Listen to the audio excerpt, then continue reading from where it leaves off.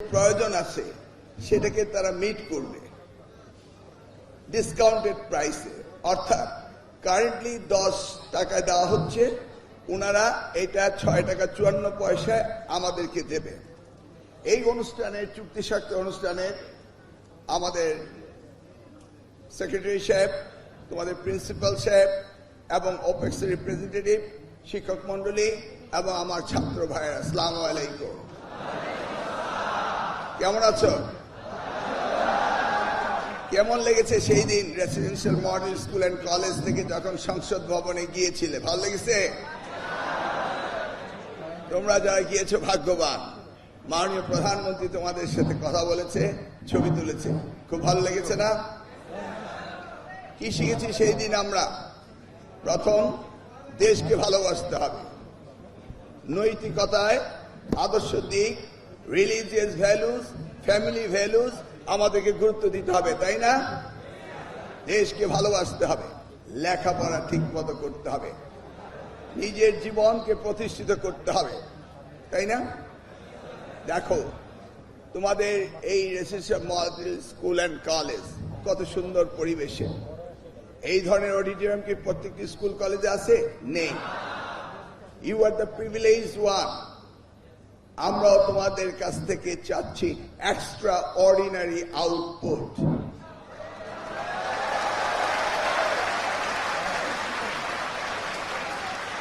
Government invest করছে তোমাদের জন্য এবং তোমরাও সরকারকে, এই জাতিকে অন রিটার্ন তোমাদেরকে দিতে হবে।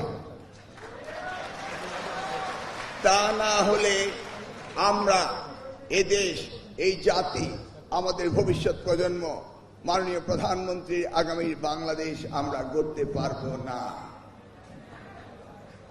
তোমরা সকলেই জানো, শিক্ষা ছাড়া পৃথিবীর কোন দেশ এগিয়ে যায়নি। গিয়েছে? সম্পদ অনেক দেশের থাকে। আফ্রিকায় কিন্তু গোল্ড অ্যান্ড ডায়মন্ড উৎপাদিত হয়, জাপানে কিন্তু ডায়মন্ড উৎপাদিত হয় না। হয়? কিন্তু জাপান হচ্ছে world wide exporter of diamond. তার মানে যারা উৎপাদন করে তারা কিন্তু ওয়ার্ল্ড ওয়াইড এক্সপোর্ট করতে পারে না। মেধা না থাকলে তাই হয়।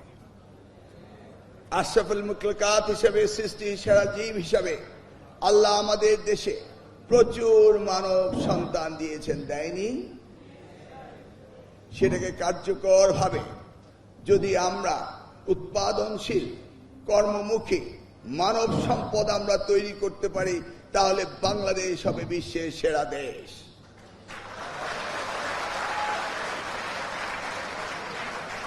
এই স্বপ্ন দেখেছিলেন শহীদ রাষ্ট্রপতি জিয়াউর রহমান। এই স্বপ্ন দেখেছিলেন দেশমাতা সাবেক প্রধানমন্ত্রী বেগম খালেদা জিয়া। আজকে তোমাদের এলামনায় আমাদের বাংলাদেশের প্রধানমন্ত্রী জনাব তারেক রহমান একই স্বপ্ন দেখছেন।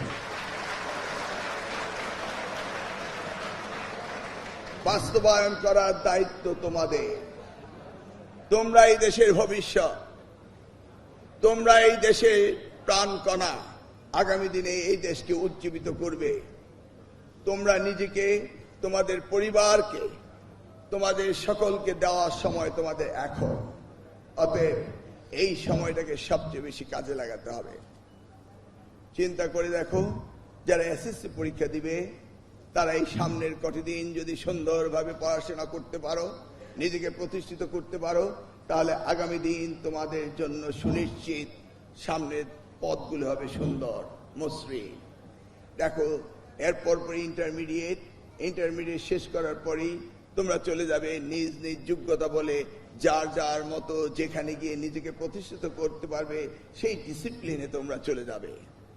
সামান্য কটি বছর, 10টি বছর এসএসসি পড়ার পরে সামনে রয়েছে আর 6টি বছর। এই 6টি বছর যদি নিজের জীবনে অধ্যবসায়না করো, তাহলে আগামী জীবন হবে কত সুন্দর। একবার কি ভেবে দেখেছো? প্রত্যেকের অভিভাবক তাকিয়ে আছে তাদের সন্তানের দিকে। একটি অভিভাবকের সবচেয়ে বেশি ইনভেস্টমেন্ট হচ্ছে তার সন্তানদের লেখাপড়া। এর চেয়ে বড় ইনভেস্টমেন্ট হতে পারে না। গরিব তার হালের গরু বিক্রি করে তার সন্তানকে লেখাপড়া করায়। একজন চাকরিজীবী প্রয়োজনে ধার কর্জ করে সন্তানকে লেখাপড়া করায়। সন্তানের মুখে হাসি চায় না এমন একজন অভিভাবক নেই, তাই না? তোমরা কি চাও না তোমরা প্রতিষ্ঠিত হয়ে তোমাদের পিতা মাতার মুখে হাসি ফোটাবে? এই দায়িত্বটি তোমাদের হৃদয়ে ধারণ করতে হবে এবং এই ভালোবাসা, এই দায়িত্ব নিয়ে তোমাদেরকে আজকের দিনের প্রত্যেকটি মুহূর্তকে কাজে লাগাতে হবে। দেখো, রাষ্ট্র তোমাদের জন্য যা প্রয়োজনীয়তা করছে, কোনো দিকেই কার্পণ্যতা করা হচ্ছে না। এই স্পেশাল কলেজটিকে কত না সুবিধা সরকার থেকে দেওয়া হচ্ছে, তা আমরা কি তোমাদেরকে চাইতে পারি না? ইংরেজিতে বলে ওয়ান হ্যান্ড ওয়াশেস আদার্স। আমরা তোমাদের জন্য করব, তোমরা আমাদের জন্য করবে। তবে সবচেয়ে বেশি প্রয়োজন হচ্ছে ভ্যালুস। প্রথম ফ্যামিলি ভ্যালুস, রিলিজিয়াস ভ্যালুস, এই ভ্যালুসগুলি আমাদের থাকতে হবে। আজকে জাতি ভ্যালুস বিবর্জিত হয়ে যাচ্ছিল, সঠিক পথে যাচ্ছিল না। আজকে সেই লিডারশিপটি আনার চেষ্টা করেছেন আমাদের নেতা, আজকের প্রধানমন্ত্রী তারেক রহমান।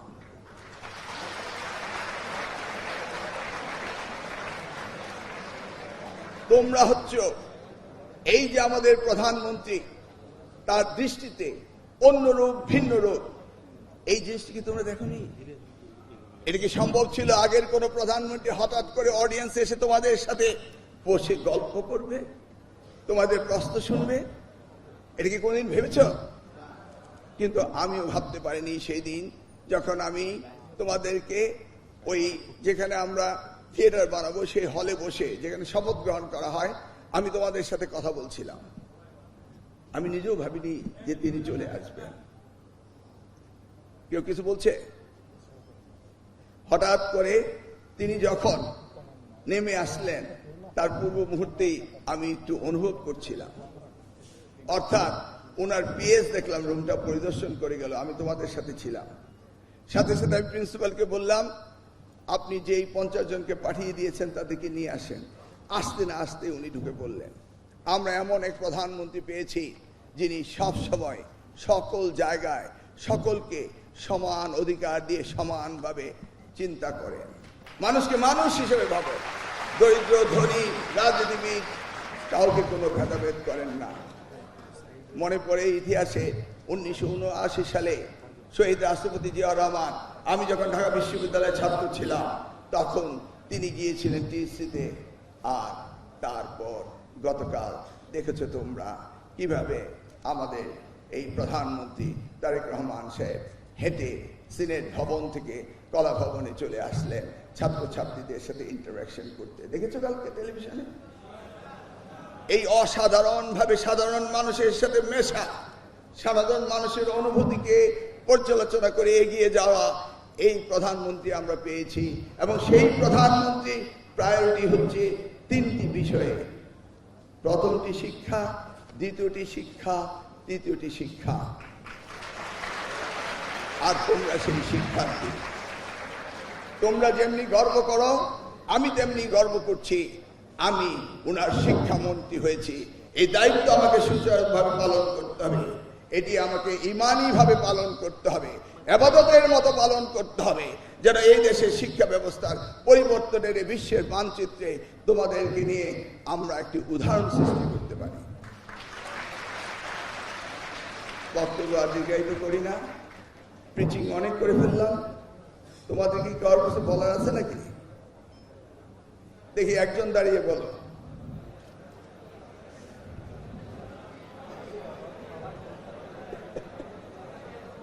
শোনা, আমরা কিন্তু আজকে তোমাদের পরীক্ষা বিষয়ে একটি মিটিংয়ে বসবো।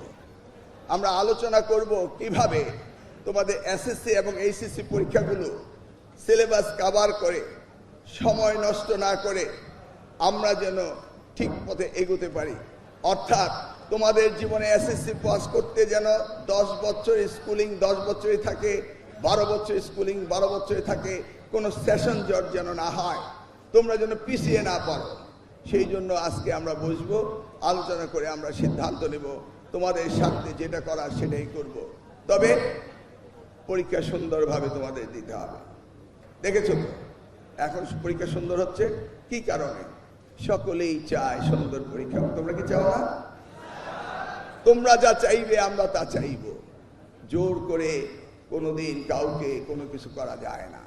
শিক্ষা হবে আনন্দের বিষয়, শিক্ষা হবে প্রজেক্টের মধ্য দিয়ে। দেখো না আজকে উন্নত বিশ্বে কি রয়েছে, আমরা এখনো সেই আমাদের সময়কার গতানুগতিক ভাবেই রয়েছি। চাপিয়ে দেওয়া পাঠ্যপুস্তক, কোনো প্রজেক্ট নেই, এবং শুধু জিপিএ প্লাস পেলেই অভিভাবকরা সন্তুষ্ট হন, কিন্তু একবারও ভেবে দেখছেন না তোমরা কি শিখছো, কি শিখতে পারোনি। আমরা জিপিএ প্লাসের কথা বলবো না, আমরা বলবো কে কি শিখেছো সেটা আমরা জানতে চাই। আমাদের দেশে শিক্ষা ব্যবস্থার ব্যাপক পরিবর্তনের প্রয়োজন রয়েছে। তোমরাই হলে আগামীর ভবিষ্যৎ। তোমাদের চিন্তা ভাবনা আমরা করছি। তোমাদের সকলকে ধন্যবাদ দিয়ে বিদায় নিচ্ছি। এই প্রোগ্রামটি তোমাদের এই স্কুলে অনেক সাশ্রয় সাধন করবে, এবং বর্তমান সরকারের প্ল্যান রয়েছে 2030-এর মধ্যে 2000 মেগাওয়াট সোলার এনার্জির বিদ্যুৎ উৎপাদন করতে হবে। এতে যেমনিভাবে আমরা সাশ্রয় পাবো, তেমনিভাবে আমাদের পরনির্ভরশীলতা কমে যাবে। এবার দেখেছো তো তেল ক্রাইসিস হয়েছে, যুদ্ধ লেগেছে মিডল ইস্টে, আমাদের এখানে তেলের অভাব পড়েছে। এইভাবে আমরা যেন পরনির্ভরশীল না জানি থাকি, আমরা আত্মনির্ভরশীল জাতি হিসাবে যেন নিজেদেরকে প্রতিষ্ঠিত করতে পারি, সেই জন্য এইভাবে মাননীয় প্রধানমন্ত্রীর নির্দেশ সারা বাংলাদেশে by the end of 2030 solar এনার্জিতে ন্যূনতম পক্ষে 2000 মেগাওয়াট আমাদের উৎপাদন করতে হবে।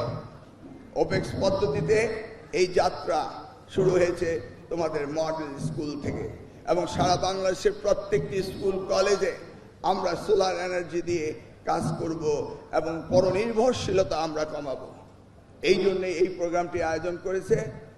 This company is the opening batsman in this sector, in the education sector. আমরা চাইবো আরো অনেক কোম্পানি আসবে, তারাও সকলকে এই বিষয়ে সাহায্য করবে এবং নিজস্ব এন্টারপ্রেনারশিপ ডেভেলপ করবে, এবং সেই নির্দেশও মাননীয় প্রধানমন্ত্রী দিয়েছেন। সোলার এনার্জির প্যানেল হতে শুরু করে যে ইকুইপমেন্ট হবে সেটাও বাংলাদেশের মাটিতেই তৈরি হতে হবে, সেই নির্দেশনাও তিনি দিয়েছেন। আমি আর বক্তব্য বাড়াচ্ছি না। সকলের কাছে আমার আশা রইল আমাদের সকলকে আনন্দমুখর ভবিষ্যৎ দেওয়ার জন্য তোমাদের দিকে আমরা তাকিয়ে রইলাম।